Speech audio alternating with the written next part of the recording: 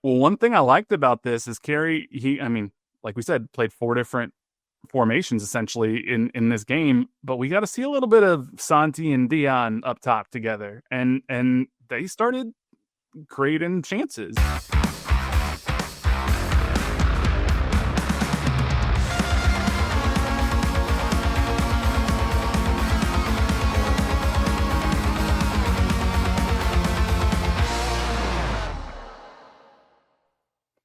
What's going on, everybody? Hey. Welcome back to another episode of No Other Pod. I'm Jimmy, along with my good buddy Daniel Kooser. Dan, what's going on, my friend? Oh, I don't know, dude. Nothing. Whole lot of nothing. Just Whole lot of nothing. I'm not coughing as much as I was. Remember, I had a little thing going on last week and hit the Mucinex pretty hard, but I sound exponentially better than I did 1 week ago today. Did you make it through like your performances and whatnot? Like you didn't No issues. No issues. Made sure to do like proper vocal warm up and stuff, which I didn't always do in the past, you know. We're getting older, dude. You got to warm up your muscles, all of them. And like you keep the cough drops on standby. There was actually a fun little part in the show, by the way, that I'm such a cocky dick. I pulled a cough drop out and I opened it, just popped it in my mouth like a fucking asshole. Just in the middle of the show, just on stage, bro. Just put a cough drop in my mouth. I guess it kind of fits your character. It didn't matter at the time because I was just doing a thing. I do a Ric Flair strut, you know. Woo! Good time. Yeah, it's I don't know if this is a real thing or not, but I have a cousin who went to school for musical theater, and when she was doing her auditions for college, she had a pretty bad like sore throat and cold, and she was like going into this audition in California, and she was 17 years old or whatever, and she's like, I can't sing. For whatever reason, her mom was like, we need to get you some hot whiskey because it'll soothe your throat. And like her mom had her like take a shot of like warmed up whiskey right before the audition. No idea if it works. It might be like an old wives' tale thing. Yeah, that's. Well, I always do my tea.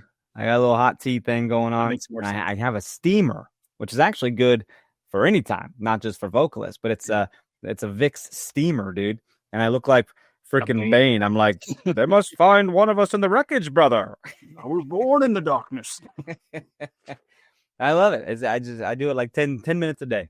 Very good stuff. It's I'm not a singer, so I can't pretend to know what it's like to have to like do the vocal rest and everythto as you prepare for a show. You are familiar with like as an instrumentalist, you definitely probably had to take care of your lips. Oh, you got to build up your chops, they call them. Yeah. Oh, yep. Yeah. Blow out your chops. I knew that when I had to take all those freaking methods classes in college, but also probably your breath support. You know, I bet breathing exercises go a long way. Like, well, even to this day, class as a tuba player to this day, I still have crazy like lung capacity. Like people are always like, people don't believe me because I can hold my breath for like 2+ minutes. I can. Like, Navy SEAL. I've done it. It's crazy. Do it right now. Let's time you. Oh, there he goes. But no, we did it at work one time. They're like, how long can you hold your breath? And I was like, I don't know, like 2 minutes, 10 seconds. They're like, shut up. And I was like, watch me. And I held my breath. And they had like somebody like holding their hand under my nose to make sure I wasn't like cheating or whatnot. And I did it. What? So, but I mean, I played tuba from when I was in 7th grade through college. So that's like 10 years at least. And the thing that, you definitely had to like build up your lips and like, especially the mouthpiece is huge. But the thing that I underestimated, it's the only thing I can like think that's even remotely analogous, is we didn't have marching band when I was in high school. We only had orchestra. So the first time I was in marching band was at USC in college. And I wildly underestimated the amount of breath work and fitness, quite honestly, it takes to not only be blowing all the air through this giant tuba to get it to play, but also be marching around and carrying it and doing it all at the same time. So yeah, I was in the best shape of my life in college just because I was carrying a 46-pound tuba while marching around. Oh, I'm sure. That's crazy, dude. I played cymbals in college and my forearms were like freaking jacked, bro. Yeah. Yeah. I do miss it sometimes. I still have my concert tuba. It's in my basement right now. I'm like, I should probably find like a little like community civic band or something to play with. Yeah. A little jazz band or something. I don't know. Yeah. I'd have to practice a lot, but like get my lips in shape again and remind myself how to read music. It'd come back to me pretty quick, but it's just been a while. That's awesome. So I did.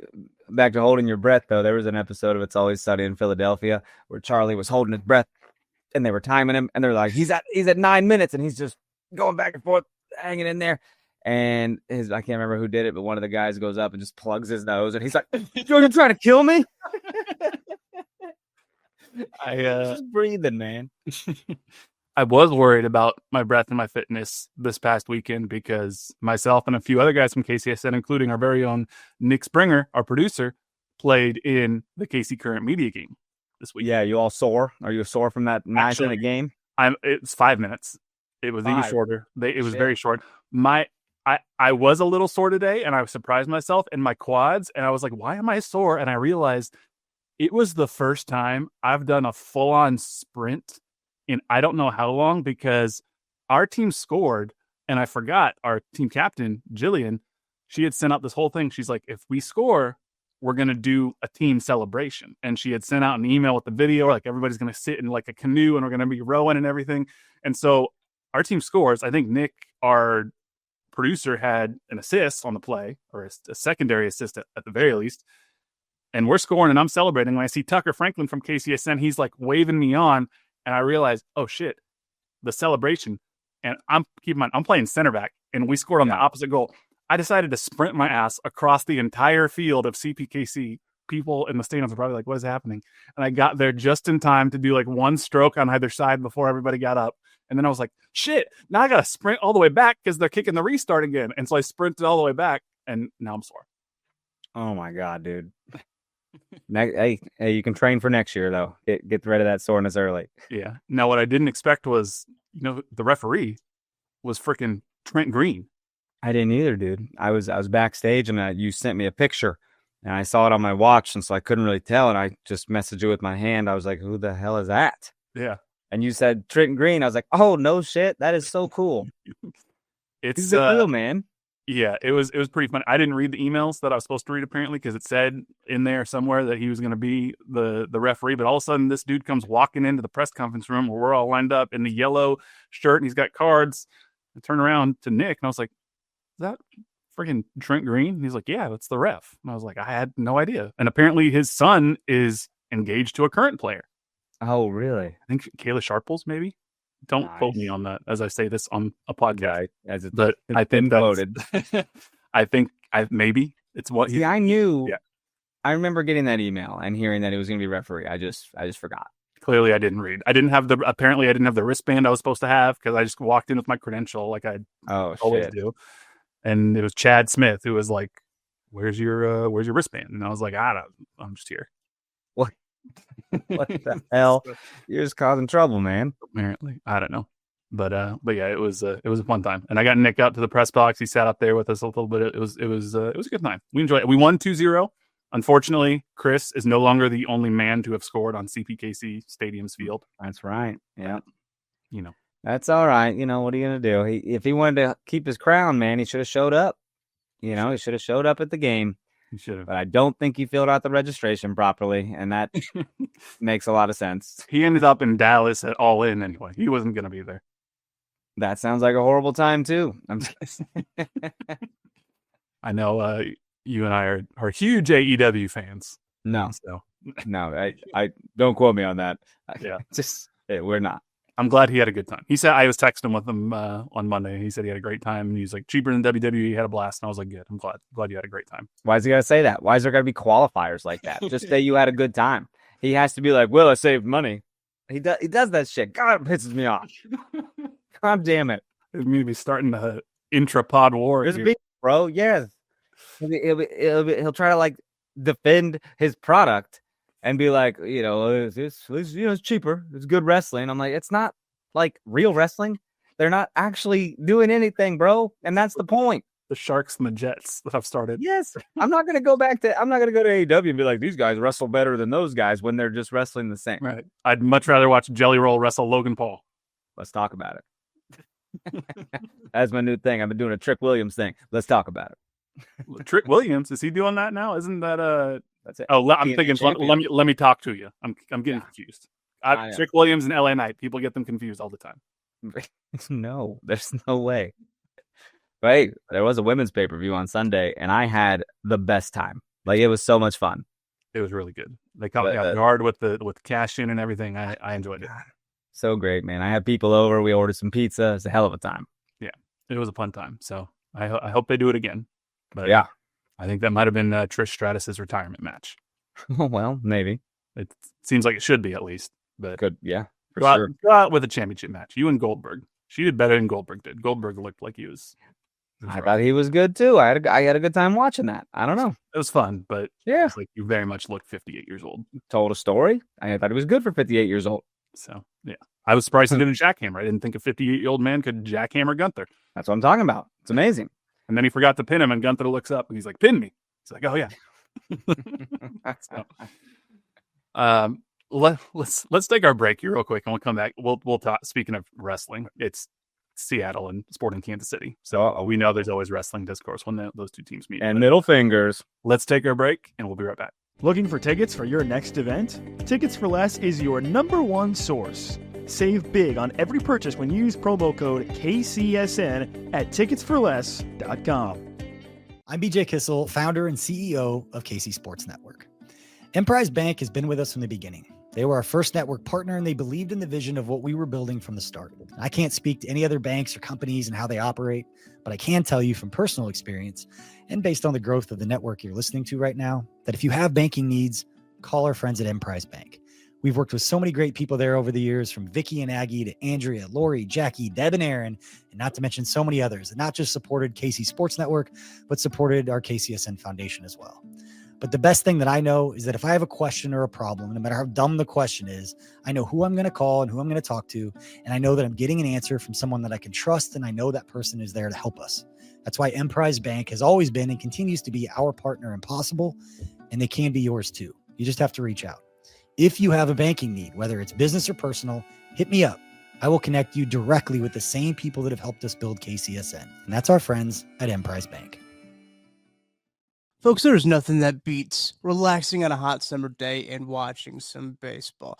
And there's no simpler way to get in on the action than by downloading the Pick 6 app from DraftKings. It's crazy simple. Just pick more or less on the stats for two or more of your favorite players, and boom, you're in the mix for big cash prizes. And the best part, Pick 6 is available right here in Missouri. Don't miss out on the fun. Don't settle for a smaller payout. Switch to Pick 6, and right now, new customers can get $25 in bonus picks with their first deposit of $5. Here's what you got to do. Download the DraftKings Pick 6 app now and use code KCSN. That's code KCSN for new customers to get $25 in bonus picks with their first deposit of $5. Better payouts, bigger wins, only with Pick 6 from DraftKings. The crown is yours. Gambling problem? Call 1-800-GAMBLER. Must be 18 plus. Age and eligibility restrictions vary by jurisdiction. Void where prohibited. New customers only. Minimum $5 deposit. Bonus picks expire 168 hours after issuance. For additional terms and responsible gaming resources, see pick6.draftkings.com/promos. I saw the new Superman movie, and everyone should as well. Mm-hmm. If you haven't seen it, go see it.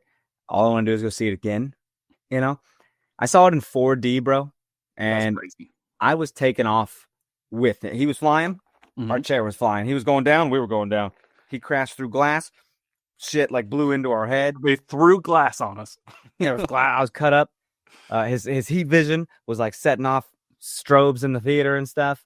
It was pretty wild. See, I think that's too much for me. Because you also like the lights around your TV, right? That's pretty cool. I turn it up for wrestling. It's awesome. It's very minimal for everything else. This is where my like cinema snob comes out of me, and I'm like, this is not how the filmmaker made this film. They want us to watch within the box of the. No, the filmmaker did not make it for you to watch on TV, anyways. It made it for you to go watch on the big screen. Yeah, but with lasers, maybe. Dude, it's a wild time, and you need to see it. I'll see it. Don't waste your time. You got to go to the right movie, because we saw the movie Megan in 4D when we didn't know what 4D was. We're like, if it's offered in 4D, it must be pretty cool, bro. The most it did, we were in a car. That's annoying. And we were just bouncing her up and down. There wasn't much going on. And then we saw Ant-Man, and that shit, we were all over the place in the Quantum Mania. I feel like I've seen one movie in 4D, and I don't remember what it might have been. Deadpool 2. Ooh. So I think it was fine, but I just remember being like, this is a little too much for me. It's not my preferred method, but it's the time of day that worked for me. Like, it's the only showing at like 2 o'clock it was. So I need to see that. I still haven't seen Sinners, but I had to defend the honor of Sinners today because I had a coworker who was like, this movie's bad. Why do people say it's good? And I was like, literally the only person I've heard say this. That's insane. Like, it only had 100% Rotten Tomato scores for like weeks. That's why I sent that. And spoiler alert, if you haven't seen Sinners, I haven't seen it, but I know the twist. And so if you skip 30 seconds if you don't want to see the twist, she's like, why are vampires doing an Irish jig at the end? And I was like, I haven't seen this movie. I'm not really sure. But all I know is it's got 97% critics and like 96% viewer. And you're the only person I've say isn't good. So yeah, I'm not it's weird. Yeah. You also don't like tacos. So your opinions don't really count. It's on Max. You should watch it tonight. Already? Yeah, it's on there. Oh, I'll watch it. Yeah, man. Okay. We'll see. We'll pop a little 5 milligrams and watch some Sinners. I popped a 10 about an hour ago. Let's talk about it. Let's talk about it. Let's talk about some soccer because Sporting Kansas City and Seattle played. I was not at this game because it was at the same time that Current were playing in the Teal Rising Cup against Palmeiras. And so I was there for that game and for the media game. But the lineup for this game, pretty standard, except the midfield, there was a little bit of rotation. I thought maybe we'd see Nemanja Radia come back because he was back from injury, but the midfield really was the biggest changes. Zoran Basong and Memo Rodriguez were in there with Manu Garcia. And we had a 4-2-3-1 formation going on. How weird is that? 4 different formations in this game.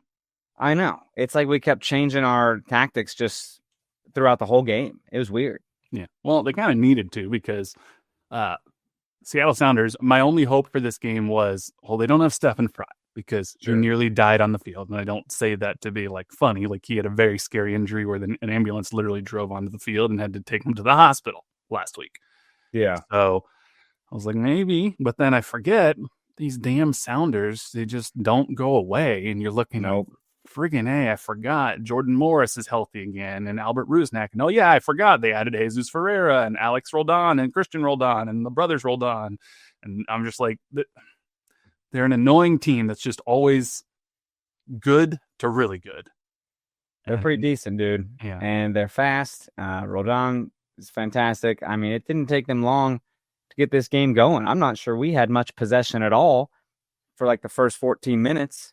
And then Seattle scores. It's like they kept building up to that.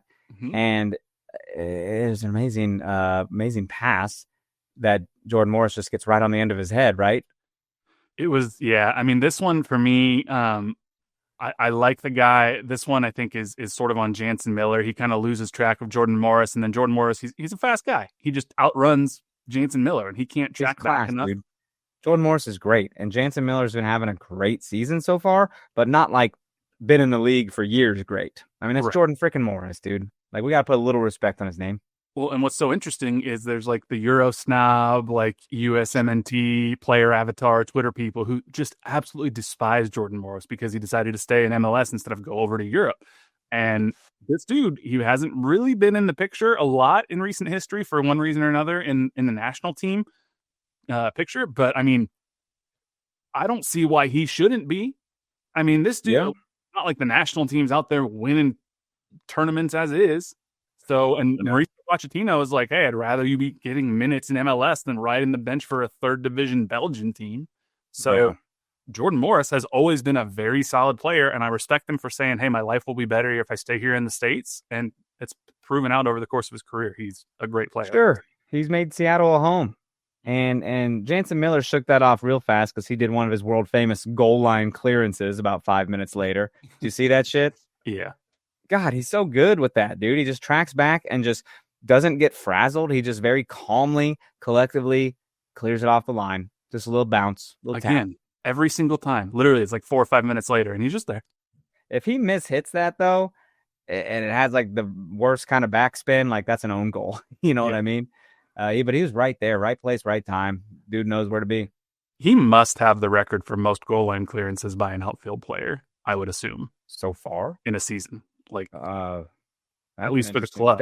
I don't know. I'm gonna have to look You that can up. I don't know track how I that look that up, but probably not. I mean, it's the same Probably thing. Like not. when I watch the current, I'm always like, I wish they tracked how many times Demla Chawinga forced the defenders to just kick the ball out of bounds, and that should count as a turnover because she's so fast. They don't track that. Right.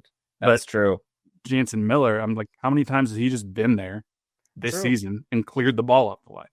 Yeah. It's like 5 or 6, I feel like. And being down early at 1-0, obviously this sucks. Mm-hmm. You know, you're like, okay. But here's what I was thinking. We got it right where we want them. We're playing from behind. We're coming for you. Mm-hmm. And then VAR comes to play and hits Daniel Shallowy with a little handball in the box. Yeah. Now it's 2-0. And this is the right call, unfortunately. Sure. I mean, is it intentional? No. But Daniel Shallowy, he's tracking back toward the goal. His arm is away from his body. It's very clearly going to be in the vicinity of a Seattle player, and it clearly goes off his, like, around his elbow. So I get it. There's not much that VAR can do in this situation. Yeah. I was surprised by the referee communication, by the way. I'm used to trying to understand an accent from the referee. Yeah. And this guy was like playing white American. And I was like, oh, shoot, I can actually hear you. I can understand this. Like, it was weird. Because normally when the ref talks, I'm like, what was it? What was it? Yeah. I at least appreciate that MLS has implemented, or Pro has implemented this. Like, we're going to actually tell you what the call is.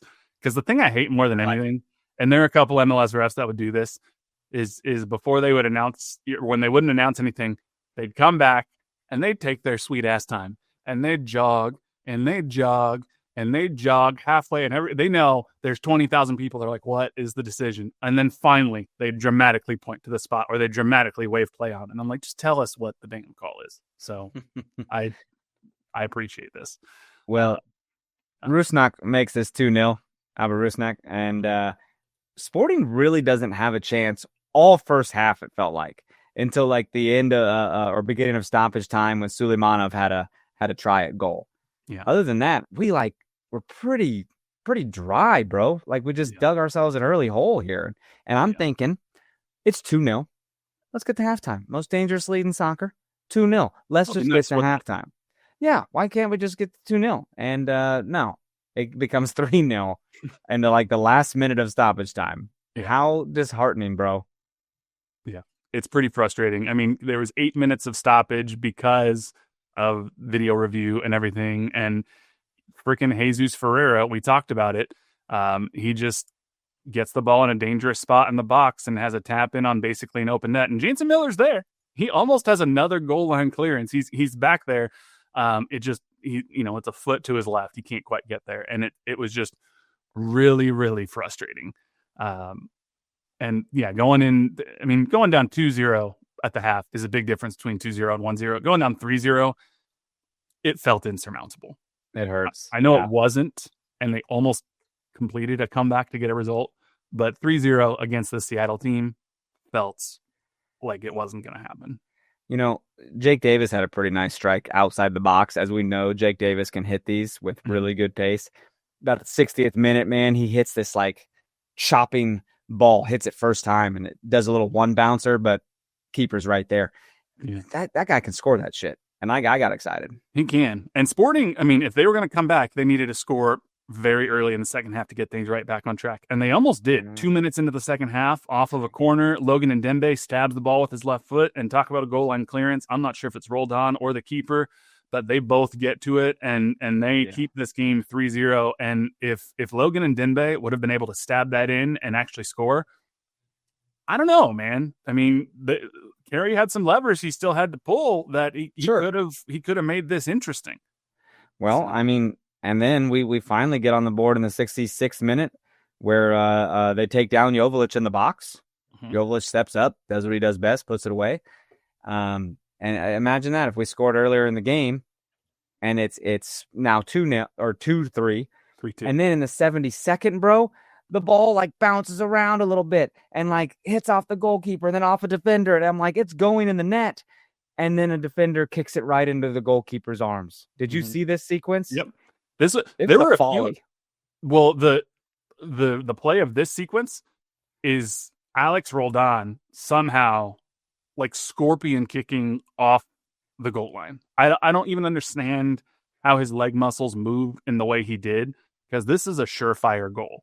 And yet somehow this dude twists his left leg around and is able to stop Dejan Jovic's strike with the outside of his foot, and then the keeper grabs it. Otherwise, that's a goal. That's insane. Mm-hmm. That has to be like defense, and he goes down holding his leg right away too, because he did something that his body cannot do.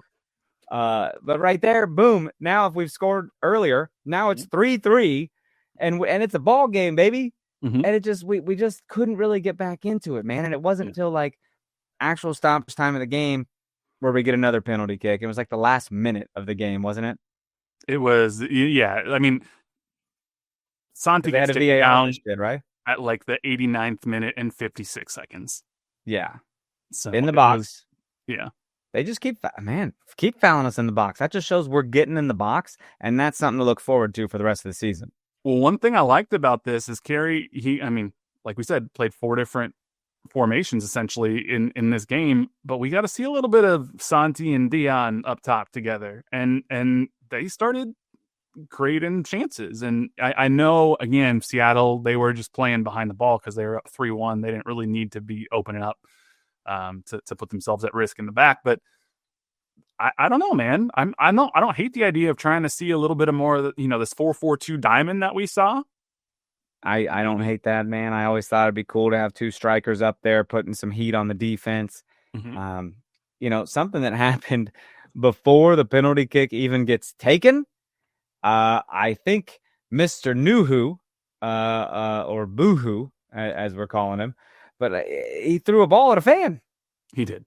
What is happening? You can't do that. This was crazy.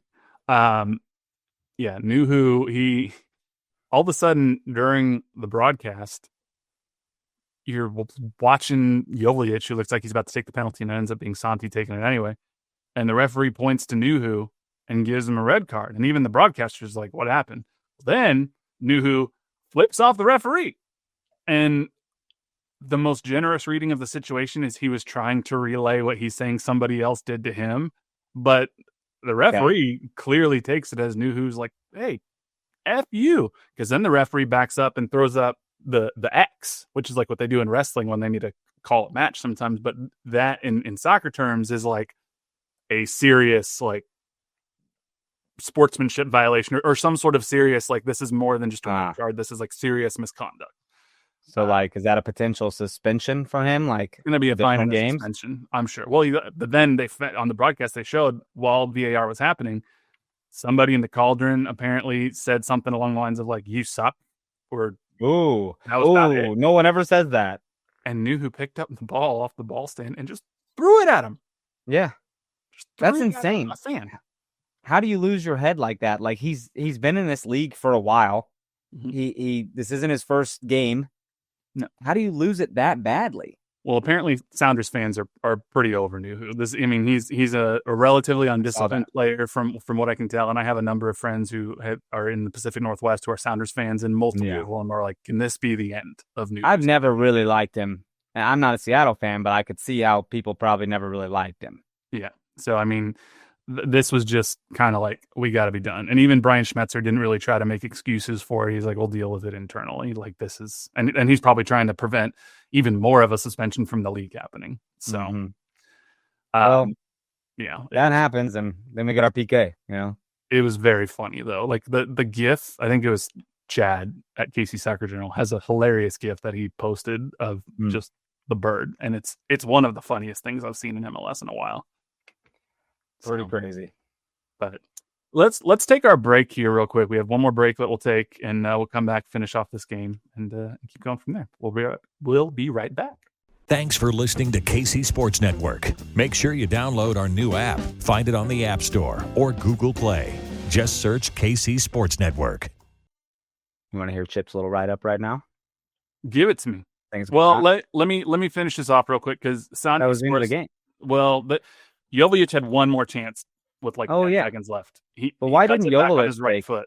Why didn't he take the penalty? I don't know if Santi, because he was the one who got fouled, and he was maybe, I don't know. That's cool. He buried it. I like that we have 2 guys who can take penalties easily now. So That's fine with me. And then Jovic had a chance to really tie this game up with about 10 seconds left. And if he would have taken it off his left foot, he might have been able to, but he cut it back and then the window closed. But Gotcha. ends 3. But they made it a game. I guess, yeah. 5 goals in a game. Like, if you see 5 goals in a soccer match, you probably had a good time. Yeah. So, but Win or lose, you had fun. Let's hear what Chip has to say. Chip said, we could have had our way to make it to 10th in the table, given the way the other games ended, but alas, it was not meant to be this time. In a game which definitely felt like it was out of control, Sporting almost pulled back 1 point. The game saw 3 penalties awarded, which is the most we've seen in a Sporting KC game since September of 2022 when we played against the Galaxy, but this game did not feel pretty. Between the 3-0 thumping we got in the first half, us getting bailed out by penalties, and then not jumping on chances to equalize, and that's all before Nuhu's boohoo when he chucked a ball at a fan. It wasn't at the same velocity as Kaku's launch into the stands in 2019, but this was with intent. I will, however, take one moment in this write-up to acknowledge Jansen Miller's, I think, 3rd ridiculous goal line save, but I'll openly admit that Alex Roldan's was absolutely insane. Let's take a look. SKC came out underperforming compared to XG, netting 2 goals on 3.1 XG, compared to Seattle's 3 goals on 2.2 XG. But keep in mind that penalties count for 0.79 XG. It might hurt, but do some math with me. The XG from the 2 penalty kicks comes in at 1.58, which is over half of the XG total for SKC during that game. That means that we have about 1.52 that came from all the other attack. Sporting finished the game with 20 non-penalty shots, 6 of which were on target. That means that our XG per shot was just under 0.08 XG, which is not great.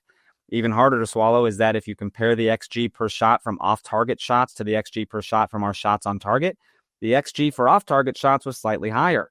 If your eyes glazed over, all you need to know from this is that SKC didn't do the best job of making the keeper work.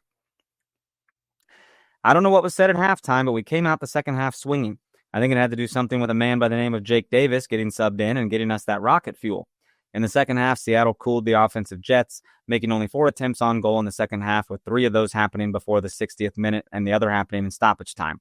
Sporting, on the other hand, had 8 different players taking shots, featuring every kind of player on the field except for Postcamp. While throwing everything we have at the goal felt like a winning strategy, getting down 3-0 in the first 45 shot us hard in the foot. I guess we can only make that comeback once per year, and we used ours up against Minnesota. But hey, everyone loves a good comeback story, right? Next up, SKC has NYCFC at home on the 19th. NYCFC is sitting at 7th in the East at 31 points and 1.4 points per game in their last 5 matches. This is compared to SKC's fall to 12th place in the West at 23 points and also 1.4 points per game in their last 5 matches. NYCFC has struggled a bit on the road this season, netting only a 1-4-5 road record compared to Sporting's anemic 3-3-5 record at home. Our issue isn't necessarily the lack of goal scoring at home, since SKC has the 15th highest goals forced per game while at home at 1.73. We just pair that statistic with the second worst goals allowed per game while at home at a troubling 2.09. We'll see how that pairs against NYCFC's 0.8 goals forced per game while away, the 4th lowest in the league. Thank you, Chip. My eyes did glaze over because I don't know all those numbers, but yeah. It is interesting. I mean, I think the thing is that, I mean, if you get 2 penalties in a game and you convert both of them, you shouldn't be losing the game. Is ultimately what it comes down to. You can't, especially if you have 20 shots outside of that. And so they're getting shots. They got to find a way. And they, like I said, they found it a little bit at the end when they had Santi and Jovic up top together. But I don't know. We'll see. It is just a bummer, though, because we were 3 points out of a playoff spot heading into this game. And if they would have won this game, they'd be 1 point out of a playoff spot. And so we talked about the importance of this homestand, especially against these Western Conference teams, and how important it was for Sporting Kansas City to win some of these points. They could have been 4 points off Seattle. They could have been 1 point out of a playoff spot. Instead, now they are 4 points out of a playoff spot, and they are 10 points off Seattle. So games like this hurt. These are important games that they need to win. And now we turn our attention to NYCFC, who like Chip said, is not the best team. They're 7th in the Eastern Conference, but are not great. They have 1 win on the road, 1 win on the road. This is kind of a must-win game now. You're not going to drop points against a Western Conference team, but you can't let that gap widen anymore between you and Austin, who's in 9th place, especially when they have a game in hand. at minimum, you got to keep that gap at 4 points. And if you're able to find a way to fully, close that gap a little bit, especially since Austin has a midweek game. So when we get to the weekend, they're not going to have that game in hand anymore. This is an important. Well, actually, I don't know if Austin plays on Saturday. Do they play on Sunday? Let's see here. No, Austin only has one game this week, so they're still going to have a game in hand, but they got a midweek game. So, but this is all that is to say. This is an important game, and if it's an advantage for Kansas City, New York has a game just a few days prior on Wednesday. They go on the road to Orlando before they then fly to Kansas City to play on the road in Kansas City. So, no excuses from SKC. I hope we can get something done, man. Like there's moments where you're like, dude, we look really good, and then it's just not working out. So we just gotta find that final polish. I mean, it is interesting because, like, I don't know, if you look at the quotes after the Seattle game, and I don't know that there's anything really that can be said that hasn't been said before, and I'm not sure there's really anything that Carey can do about it at this point, because this is just kind of the team that he has. He's obviously gotten a lot of results out of this team that Peter Vermes couldn't get out of it. But, he said that they started off slow, had a difficult time keeping the ball and creating chances. And then even Zoran Basong after the game, he just said, we were struggling a lot during the first half. And when asked what the team needs to do to start stronger, it's that favorite word, mentality. He said, quote, I feel like we're going to be able to find that mentality, find the strength from the very beginning. Once we're able to figure this out, I think we can be a team again that can cause a problem from the very beginning. I don't know what is the issue right now, but we've just got to figure it out, because I think in the second half, there's not a lot of teams in the league that can actually do what we do to push a lot and come back. Which, sure, I get it. It sounds good. But I feel like, haven't we been having this conversation for like 3 years now of like, if they can just figure out the mentality, the talent is there. They just haven't been able to figure out the mentality. No, that's just, what else you say? You know what I mean? That is what it is. And it's like, nothing new. Still trying. And I get it. I mean, that you're not going to have a player on the team say, we're not good enough. Like, they're going to say things like, it's mentality. We got to figure it out. But also, I think you look at what happened, this team, the midfield trio that was out there, and it's really not Manu's fault. Zoran and Memo, just they can't keep up with a midfield like Seattle's. The midfield was not good enough until, as Chip said, Jake Davis came in the second half. Nemanja Radia came in, helped things out a little bit. If you had a midfield trio of Radia, Jake Davis, and Manu Garcia, might be a different story. You might not have to have Jansen Miller stepping up super high into the midfield, because he might have a runner with Jordan Morris. But just, I don't know. It just felt like there were too many holes in the midfield this game, and you end up with a loss. Can't go down 3-0 if you want to win. And it was a retro night, so they had a bunch of like fun theme things and music making us all feel old and stuff. I think the 2000 Wizards team was there, or at least some of them. Yeah. I don't assume Peter Vermes was there. No. That probably would have been quite the story. That would have been funny. But no. It'd be weird, but it's like he's within his right to go, but like probably doesn't want to be a distraction, Right. No, they had Tony Meola and Chris Klein were there. Oh, is that it? So, well, they probably had others, but I know that media got a chance to talk to Tony Meola and Chris Klein. I thought I read like Preki was going to be there. Preki was there. Okay. Yeah. That's still pretty neat. And they didn't do like a jersey this year. I think I'm not even sure. Are they still selling last year's retro jersey? I hope so, man. I haven't looked in any of the stores, honestly, when I've been at games this year, because wasn't going to buy anything new. But the third jersey that we got last year, that was sort of like that retro Wizards jersey, it's one of the best shirts that we've had in a long time. And it would be such a shame for MLS to be like, you get this for half a season, and it's the worst season that you've had in a long time. I know. I mean, if they still had it, though, they would have worn it the other night. You would think.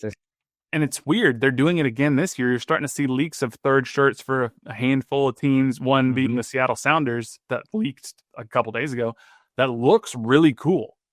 It's like got the old school 90s kind of style, and it's got their Orca logo crest on it. It's a really cool shirt.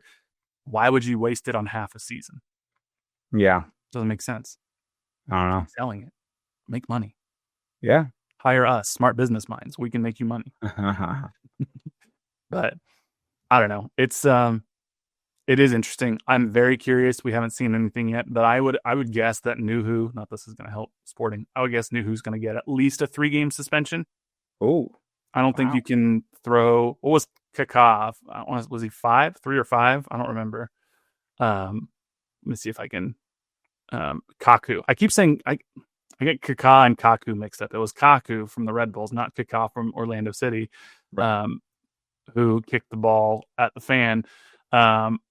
He was suspended 2 additional games, it looks like. So for a total of 3 games for kicking the ball. Now, the only reason why I think Nuhu may get the same amount of games, even though Kaku's was probably more dangerous, is Kaku wasn't intentionally, as stupid as it was, trying to hit a fan. He just kicked a ball out of frustration that went into the stands, and it was reckless. Nuhu's intentionally fighting with a fan, picks up a ball and throws it at the fan, and then flipped off a referee. And then to say, like I'm showing the referee what the fan did, potentially, maybe that's a theory. But like even still, we at the home audience and everyone in the stands don't have context for that. It looks like you're telling a ref to fuck off. All we see is this still of Nuhu just being like, Yeah. It's hilarious. And you could say, like, well, that's not what I meant. It's like, bro, that's still what you did. Like, that's crazy. Well, then he went to talk to one of the assistant referee, and I'm pretty sure as he walked away, he threw his hand up and said, "Shut the fuck up," to the referee. So I'm like, you can't say that you, like, come on. Jake Davis does that too, man. Like, he does it on the daily. And it's it's funny when it's your team doing it and they're not getting in trouble for it. That is always nice. Yeah, I don't know. This league sometimes is wild. It is wild, yeah. And we found out, I think this league tracks secondary assists, so we confirmed that Nick did indeed have an assist in the media game. We'll just say it's MLS rules. Formally, he got an assist. And I want to say it was the first goal of the game. So really, it was a game-winning assist. Not too bad. So yeah, it was pretty funny. And yeah, while we were all celebrating, they tried to take the restart before we were back on the field, and Chad Smith, who was on our team, apparently blocked the restart. Like, amazing. He stepped up and kicked it so they couldn't restart it. Probably should have gotten a yellow card from Trent. Probably. Green. That's Trent Green being a shoddy referee there. That's great. It's questionable calls, but questionable. I'd probably rather have Trent Green as a referee than half the pro referees that we have. Well, shit, there you go. So, but I don't know. We'll see what happens.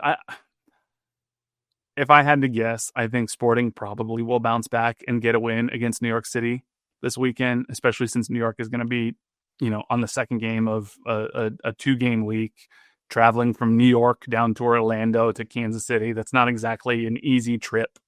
It's supposed to be hot again. It's probably going to be hot in Orlando. It's supposed to be hot in Kansas City. I saw we're getting ready to have our first 3+ day stretch of 95 degrees or more coming up here. So haven't we already had that?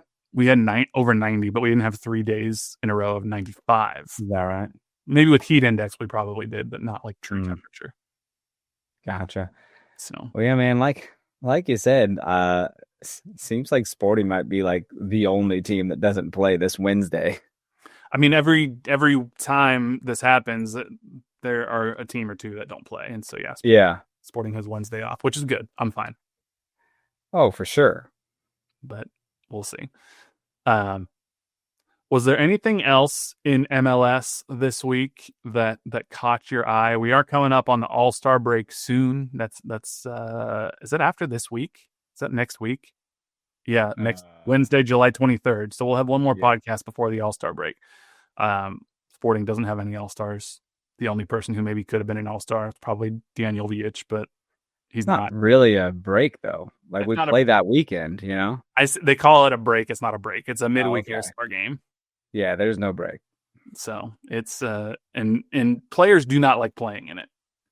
They'd rather have a week off. Probably. But it's paycheck. You get a little money, I think. Well, you get fined if you don't play in it. I know that for sure. So you lose money. You'll lose if you get selected and you elect not to play in it, unless you have a legitimate injury, they will fine you. And I think they did that because they started implementing that when Zlatan was in the league because he didn't want to play. And they're like, we're going to fine you. And he made enough money. He probably could have been like, I don't give a shit. Yeah, fine, man. Mm.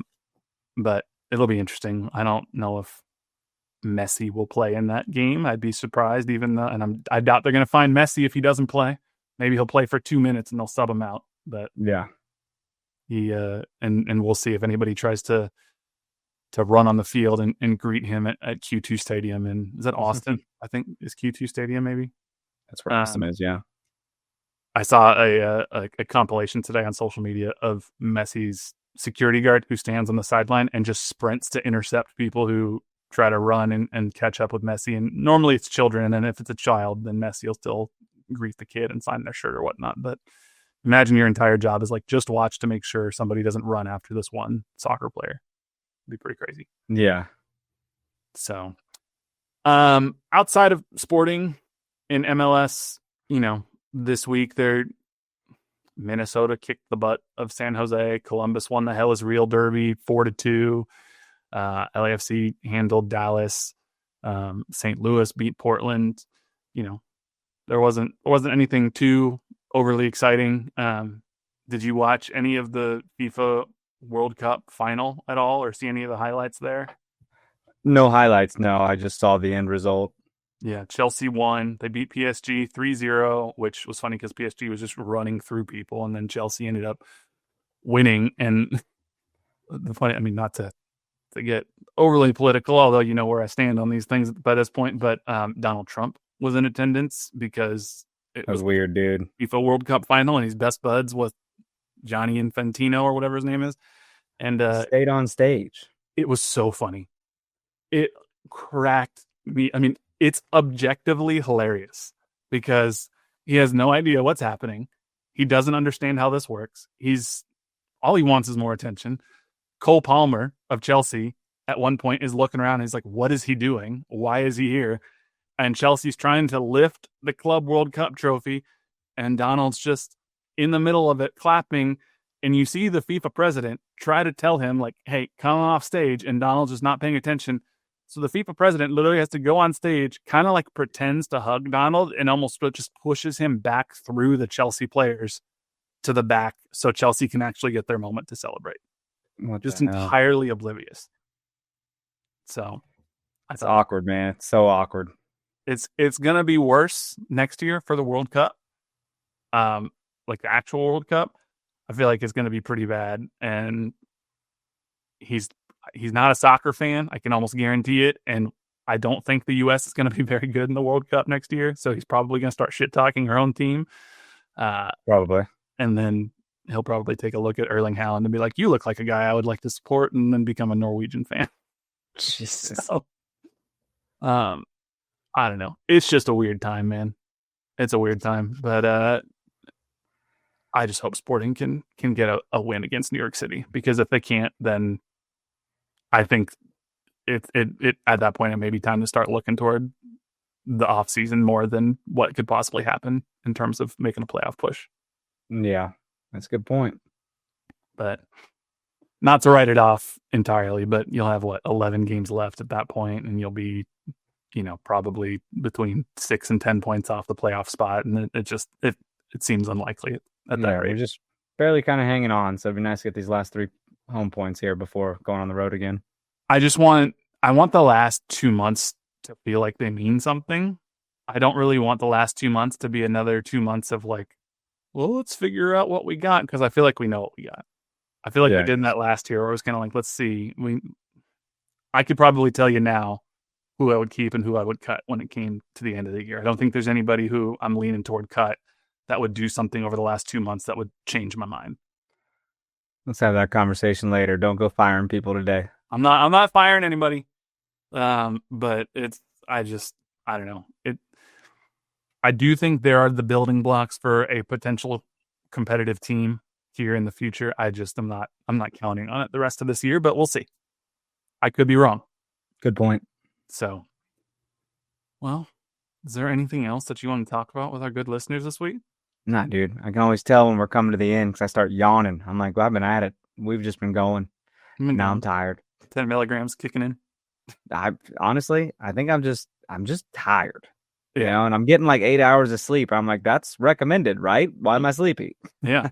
Yeah. And you're active, you're working out. Sometimes you just get tired. Sometimes it happens. We get old, we get tired. That's what happens. It's true, bro. It's my 40th year coming up. That's craziness. You have to throw a party.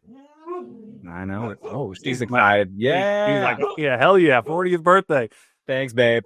We made it all the way to the end. Hey, Amazing. I know. Get your ball. Thank you. We're wrapping it up. We're wrapping. I know. Anyway, thank you. Hey, can you get your ball? Thank you. Thank you all so much for listening. Make sure you follow us on social at No Other Pod, at Dan Kooser, at JCMax03. Leave us that 5-star rating and review. Check us out on YouTube. Hey, check us out on YouTube at KCSN Soccer. And thank you so much for listening. But until next time, he's Dan. I'm Jimmy. That's Riley. We'll catch y'all later. See ya. Woo, woo, woo, woo.